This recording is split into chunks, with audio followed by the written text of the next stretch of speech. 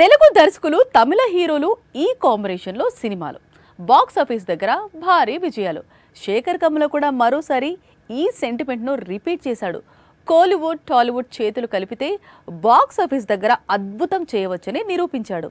అయితే ఈ సెంటిమెంట్ ఈనాటిది కాదు. దిగ్గజ దర్శకులు కళా తపస్వి కె విశ్వనాథ్, తమిళ దిగ్గజ నటుడు కమల్ హాసన్, వీరి కాంబినేషన్ లో తెలుగులో ఎన్నో గొప్ప చిత్రాలు వచ్చాయి. కొన్నేళ్ల క్రితం తెలుగు దర్శకుడు వంశీ పైడిపల్లి సడన్ గా ఊపిరి మూవీ కోసం కోలీవుడ్ వెళ్లి అక్కడి నుంచి కార్తీ డేట్స్ తీసుకొచ్చాడు.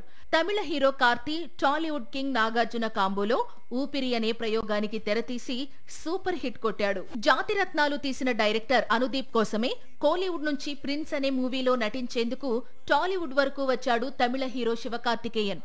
ఇక ఊపిరి మూవీ తీసిన వంశీ కొంత గ్యాప్ తరువాత ఏకంగా కోలీవుడ్ సూపర్ స్టార్ దళపతి విజయ్ హీరోగా వారసుడు అనే మూవీని తీసి భారీ విజయాన్ని అందుకున్నాడు.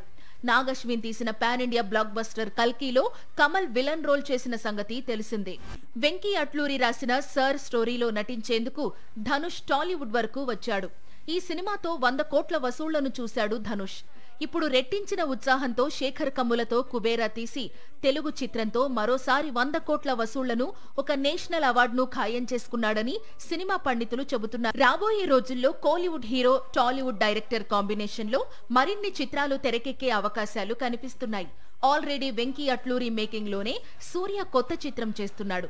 ఇక సరిపోదా శనివారం డైరెక్టర్ వివేక్ ఆత్రేయ ప్రస్తుతం సూపర్ స్టార్ రజనీకాంత్ కోసం కథను సిద్ధం చేసుకున్నాడు.